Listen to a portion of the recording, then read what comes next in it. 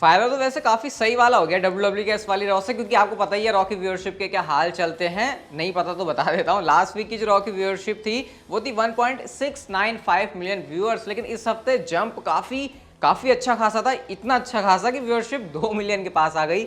Raw की viewership आई है 1.986 million viewers. अब ये किस वजह से है? क्या ये इस वजह से है कि डब्ल्यूडब्ल्यू ने एलायस के रिटर्न को एडवर्टाइज किया था? आई थिंक मेरे तो दिमाग में ये था मंडे नाइट रॉ के लिए, अगर मैं सोच रहा था कि रॉ पर क्या खास होने वाला है तो मेरे दिमाग में ये था कि एलायस का रिटर्न होने वाला है, तो उस चीज़ को लेकर मैं तो था एक्साइटेड। अब पता नहीं क्या इस वजह से यूएसए के अंदर फैंस ने शो को देखने के लिए ट्यून किया होगा, वो एक अलग रीज़न। लेकिन अगर एलायस रीज़न बन रहे हैं रॉ की रेटिंग्स का, तो आप सोच सकते हो कि स्टोरी लाइन कितनी कमाल जा रही है। और वैसे मैं ना देख भी रहा था जो डब्ल्यूडब्ल्यू पोस्ट वगैरह डाल रही थी एलायस और इज़ीकल और एल क्या था वो एल रॉड, जो भी वो नया आने वाला है बंदा, उसको लेकर फैंस कह रहे हैं कि ये डब्ल्यूडब्ल्यू की हिस्ट्री की one of the best story lines में से एक है। तो इतना ज़्यादा फैंस का उसको सपोर्ट मिल रहा है, और अगर ये रीजन रेटिंग्स का तो फिर डब्ल्यूडब्ल्यू के मजे। बाकी आपको क्या लग रहा है बता सकते हो आप लोग मुझे कमेंट सेक्शन के अंदर। रिडल एंड सेथ रॉलिंस की बात करते हैं, तो एक्चुअल में इन दोनों सुपरस्टार्स के बीच क्या होने वाला है? सेथ रॉलिंस ने रिडल को पेल दिया, वैसे रिडल ने उनके बारे में बुरी बातें बोली थी। देखो मनी इन द बैंक के अंदर 3 बंदे थे, Drew McIntyre, Sheamus and Seth Rollins, और उन्होंने नाम लिया सिर्फ सेथ रॉलिंस का। तो गाइस डब्ल्यूडब्ल्यू का प्लान है रॉलिंस एंड रिडल की फ्यूड करने का। मनी इन द बैंक के अंदर ऑब्वियसली नहीं होने वाली, क्योंकि सेथ रॉलिंस जो मनी इन द बैंक के लैडर मैच में कंपीट करेंगे। लेकिन समर स्लैम के लिए डब्ल्यूडब्ल्यू फिलहाल जो है कंसीडर कर रही है रिडल और सेथ रॉलिंस के मैच को। काफी इंटरेस्टिंग हो सकता है ये, क्योंकि रिडल वो बंदा है जिसको अभी फैंस का बहुत तगड़ा सपोर्ट मिल रहा है। सपोर्ट क्या मिल रहा है? लोग उसके पीछे पागल हैं उसको देखने के लिए टेलीविजन के ऊपर, क्योंकि उसकी बातें ही इतनी कुछ अटपटी सी होती है जिसको सुनने में मजा आता है। और बाकी सेथ रॉलिंस तो हैं ही डब्ल्यूडब्ल्यू के अंदर कमाल के, तो अगर इनकी राइवलरी होगी तो उसको देखने में मजा काफी ज्यादा आएगा। वो रिडल का चुटकिया लेना सेथ रॉलिंस से, सेथ रॉलिंस का इरिटेट होना, उसको मैं अभी से सोच रहा हूँ कि कितना मजा आएगा देखने में। तो समर स्लैम के लिए डब्ल्यूडब्ल्यू इसको प्लान कर रही है, और इसके जो बीज हैं वो डब्ल्यूडब्ल्यू ने इस मंडे नाइट रॉ के एपिसोड में बोने शुरू कर दिए। अगर प्लान्स में चेंज नहीं होते तो आपको इस समर स्लैम में सेथ रॉलिंस एंड रिडल का मैच देखने को मिलेगा, जो कि मेरे ख्याल से डब्ल्यूडब्ल्यू की एक बहुत अच्छी टेलीविजन के ऊपर प्रोग्राम हो सकता है। जॉन सीना के रिटर्न से अब आपको पता है अगला जो रॉ का एपिसोड होने वाला है 27 जून को, वहां पर finally mister hustle loyalty respect John Cena आने वाले हैं। तो उससे डब्ल्यूडब्ल्यू को अटेंडेंस में क्या फायदा हो रहा है? देखो आप लोग यहाँ पर रेसलटिक्स का ट्वीट देख सकते हो। अवेलेबल टिकट्स इस टाइम पर जो है 700 के आसपास है, मेरे ख्याल से अभी इससे भी कम हो गई होंगी। जो कैपेसिटी है वो 7,500 है, और लगभग 7,000 के आसपास जो टिकट्स है वो डिस्ट्रीब्यूट हो चुकी हैं। जब डब्ल्यूडब्ल्यू ने आई थिंक जो कैपेसिटी निकाली थी अभी इससे कुछ दिन पहले तो 5,000 के आसपास थी, लेकिन जॉन सीना के आने से जो है वो कैपेसिटी भी बढ़ी है और टिकट्स वगैरह भी काफी अच्छे से बिक गई हैं। और यहाँ पर आप लोग देख सकते हो कि जॉन सीना के अनाउंसमेंट के बाद तो अलग से ही डब्ल्यूडब्ल्यू ने लगभग 3,500 टिकट्स बेची हैं, और यूजुअली डब्ल्यूडब्ल्यू के किसी रॉ में तो टोटली 4,000 टिकट्स बिकती हैं। तो आप लोग देख सकते हो जॉन सीना का इंपैक्ट कितना ज्यादा है डब्ल्यूडब्ल्यू के अंदर। फर्क नहीं पड़ता कि वो थोड़े टाइम के लिए टेलीविजन से गायब हो गए, जो उनके बड़े वाले फैंस हैं, जो कि मेरे ख्याल से अगर आप डब्ल्यूडब्ल्यू के फैन हो तो जॉन सीना के फैन तो होना आपका ऑलमोस्ट डिफॉल्ट में ही रहता है मेरे को तो ऐसे लगता है।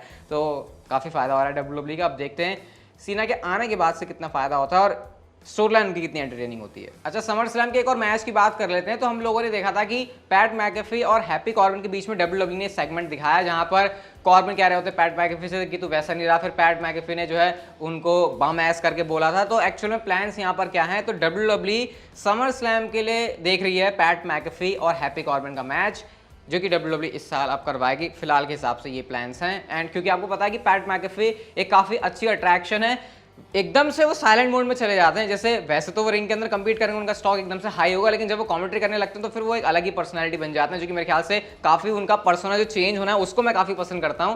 तो पैट मैकेफी की जो अट्रैक्शन है काफी डब्ल्यूडब्ल्यू के अंदर, और डब्ल्यूडब्ल्यू अपने मेजर प्रीमियम लाइव इवेंट्स के अंदर उनको फीचर करना पसंद करती है। तो फिर आपको समर स्लैम के अंदर ये वाली जो फ्यूड है वो देखने को मिल जाएगी, और ये कितनी मस्त होगी। कहाँ हैप्पी कॉर्बिन एक तरफ जिसको फैंस इतनी हेट करते हैं, और पैट मैकेफी जो कि फैंस के बीच में काफी फेवरेट है। तो इस वाले राइवलरी को भी समर स्लैम के लिए काफी एंजॉय मैं तो करने वाला हूं, अगर डब्ल्यूडब्ल्यू इसको कर रही है। फिलहाल प्लान्स तो ये हैं। वैसे देख के लग रहा है कि इस बार जो समर स्लैम का कार्ड है वो काफी स्टैक्ड होने वाला है, इसको देखने में बहुत मजा आएगा। मतलब ऐसा नहीं है कि ऐसा हर बार का ऐसी उलझुल ऐसा समर स्लैम हो जाएगा, क्योंकि पिछले कुछ टाइम में ऐसा देखा है मैंने। तो इस बार मुझे वाइब आ रही है कि सच में ये जो डब्ल्यूडब्ल्यू के 4 मेजर प्रीमियम लाइव इवेंट्स होते हैं उसमें से एक है, और डब्ल्यूडब्ल्यू उसको उस लेवल का ही बुक कर रही है। मतलब तैयारी डब्ल्यूडब्ल्यू की जोरों शोरों से शुरू हो चुकी हैं। अब बात करते हैं यहाँ पर विंस मैकमैन के बारे में कि वो सीईओ की पोजीशन से हट चुके हैं एंड स्टेफनी मैकमैन है सीईओ। और मैं आपको एक नई अपडेट बता दूं कि जॉन लॉरेनाइटिस जो हैं अब उनको भी जो है निकाल दिया WWE से, मतलब उनकी जो पोजीशन थी वो हट गई है और उसको ले लिया ब्रूस प्रिचर्ड ने, जो कि होना काफी ऑब्वियस था कि WWE इस वाले मूव को जल्दी करने वाली है। लेकिन क्या विंस मैकमैन के सीईओ की पोजीशन हटने से एक्चुअल में कुछ इंपैक्ट पड़ा है WWE के behind the scene? So the answer is no.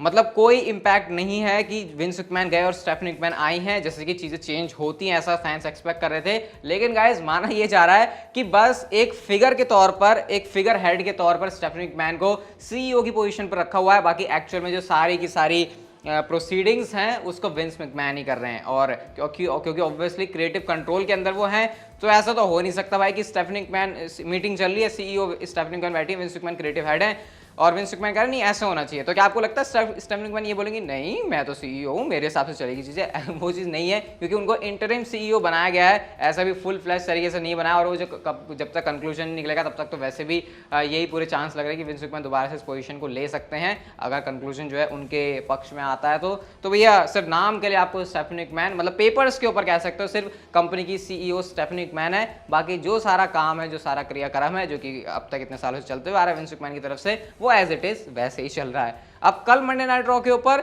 एक काफी कंफ्यूज करने वाली चीज हुई WWE यूनिवर्स के लिए, WWE फैंस के लिए, और वो क्या थी?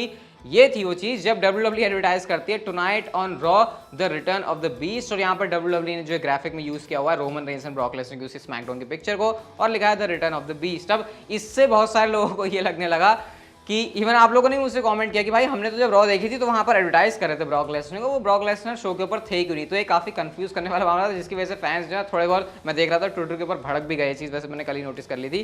तो एक्चुअल में ये क्या था? ये एक्चुअल में सिर्फ ये था, होता नहीं है WWE पिछले वाले शो का बस रीकैप करके उसको दिखा देती है कि अब तक क्या हुआ, वैसा कुछ WWE का दिखाने का मतलब था। लेकिन हाँ, जिस तरीके से एडवर्टाइज किया गया है इसको देखकर तो लग रहा है एक बार को कि शायद ब्रॉक लेसनर आने वाले हैं। लेकिन क्योंकि ऐसे अगर आप बहुत पहले से एडवर्टाइजमेंट देख रहे हो WWE को, तो ऐसा पहली बार नहीं, जब भी पिछले शो में कोई मेजर चीज होती है तो WWE जब भी उसके रिकैप को पूरा दिखाते हैं तो वो ऐसे ही एडवर्टाइज करती है, कोई पहली बार नहीं हुआ है। तो शायद इस वजह से बहुत सारे जो फैंस हैं उनको लगा कि ब्रॉक लेसनर आने वाले हैं, वो ब्रॉक लेसनर की ताक में रहे, लेकिन ब्रॉक लेसनर शो पर कहीं पर भी नहीं थे। ऑब्वियसली उनको होना भी नहीं था शो के ऊपर। लेकिन हाँ, अब Roman Reigns and Brock Lesnar की स्टोरी लाइन तो चल पड़ी है, तो स्मैकडाउन को हम लोग जरूर ट्यून कर सकते हैं ये सोच के कि ब्रॉक लेसनर क्या पता आ जाए, क्योंकि पिछले हफ्ते भी जिस तरीके से वो स्मैकडाउन के एपिसोड में आए थे that was completely unexpected. Undisputed championship की बात करते हैं तो हमारे लिए वो अनडिस्प्यूटेड चैंपियनशिप है, अनडिस्प्यूटेड WWE यूनिवर्सल चैंपियनशिप। लेकिन बैक से इस चैंपियनशिप को किस तरीके से देखा जाता है वो हमारे देखने के नजरिए से अलग है। अब बैक स्टेज जो चैंपियनशिप है इसको ऐसे देखा जाता है कि नाम तो इसका अनडिस्प्यूटेड चैंपियनशिप है, लेकिन इसको अलग अलग बेल्ट ही WWE कंसीडर करती है, ये नहीं कि ये एक बेल्ट है। क्योंकि अगर ऐसा होता तो ये चैंपियनशिप तो यूनिफाई होकर एक नई चैंपियनशिप आया थी। तो क्योंकि WWE को सिर्फ एक मेजर मैच बनाने के लिए इसको यूनिफिकेशन जैसा दिखाना था, वो भी WrestleMania, biggest WrestleMania main event of all time करके, तो उस वजह से WWE ने इस चीज को किया। बल्कि हमारे लिए अनडिस्प्यूटेड चैंपियनशिप है, लेकिन WWE के अंदर इसको अलग अलग बेल्ट ही देखा जाता है। और इससे हमको क्या पता चलता है? इससे रिपोर्ट्स के अकॉर्डिंग हमको ये पता चलता है कि WWE एट सम पॉइंट ये चैंपियनशिप को दोबारा से अलग करेगी एंड रोमन रेंस के पास से एक चैंपियनशिप तो चली जाएगी। मतलब WWE हो सकता है क्या पता दोनों भी चले जाए, हु नोज। लेकिन हाँ, अगर WWE को एक चैंपियनशिप रोमन रेंस के पास ही रखनी क्योंकि वो ट्रैवल चीफ हैं, तो फिर वो उनके पास रहेगी, और जो दूसरी चैंपियनशिप है वो चली जाएगी किसी और सुपरस्टार के पास। और हाँ, वैसे भी रॉ को चैंपियनशिप की जरूरत है, और वैसे इसके बारे में मैंने